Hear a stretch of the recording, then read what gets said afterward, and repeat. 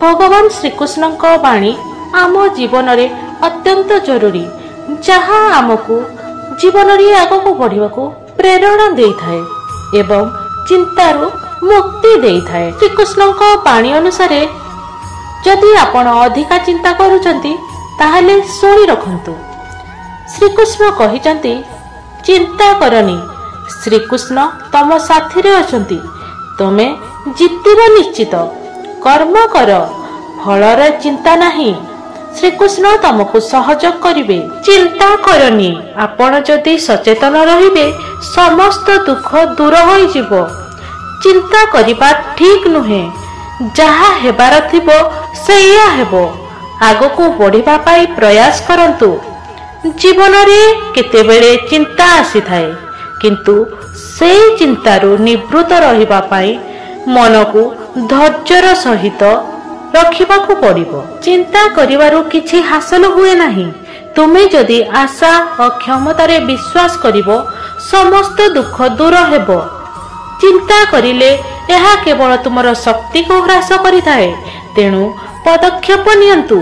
जीवनर चिंता गुड़िक दूर कर, निज उद्देश्य रे प्रकृत एवं आगकू बढ़। चिंता करिबा द्वारा केवल समस्या प्रस्तुत हुए, किंतु प्रयास करिबारे समस्या दूर हुए। जदि आपण निजको विश्वास करिवे चिंता आपे दूर होई जिवो।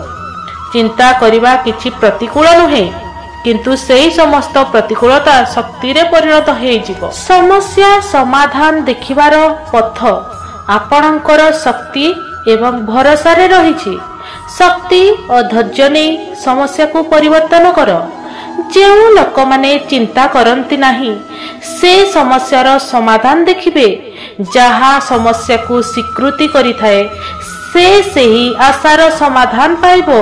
समस्या समाधानर पथ आपण खोजिबे। जदि आपण स्वीकृति सहित समस्या को अंतर्गत करिवे, समस्या को समाधान करिबारे शक्ति एवं मनोबल महत्वपूर्ण।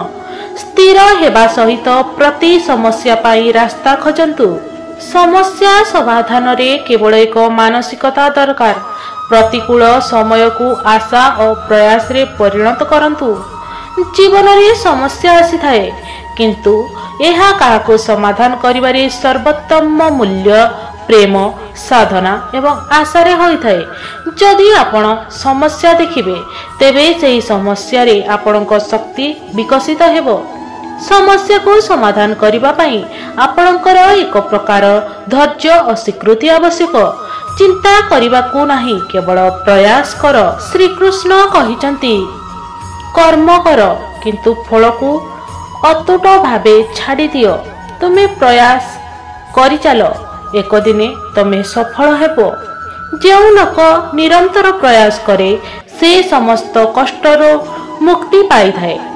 श्रीकृष्णकर प्रकार प्रयास करिबारे निज निष्ठारे शक्ति रही थाए। समस्त रास्तारे से अपार सहायता हे थांती। जदि आपण निज प्रयास रे स्थिर और आशा रखिबे, श्रीकृष्ण समस्त व्याधिरु दूर करी आपनको सफलता देवे। क्षुद्र शक्ति और प्रयास सहित निज दिगरे प्रकृति को परिवर्तन कर। एही प्रयास श्रीकृष्ण सहयोग करिवो एवं सफलता देवो। श्रीकृष्ण शिक्षा एही अतुट बंधन। तुमे जेउ आकांक्षा कर सेथिरे प्रयास कर, अंततः से शक्ति तुमको सफलता देवो। प्रयास रे एक धैर्य एवं श्रद्धा रहिबा आवश्यक। आपण जदि निज द्वारा प्रयास करिवे, श्रीकृष्ण याकू शक्ति ठारे नै सांगठनिक समाधान प्रदान करिवे। प्रयास उपरे निर्भर कर, जेउथिरे श्रीकृष्ण सहायता अंतर्गत करी तुमको सम्मान और सफलता देवे। जीवनर चिंता को निराकरण करी प्रकृत पथरे चलिबा प्रयास कर। समस्त समस्या समाधान हो जिवो।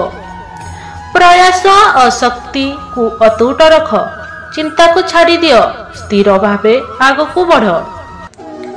चिंता को छाड़ी दियो, शक्ति सहित प्रयास जारी रख।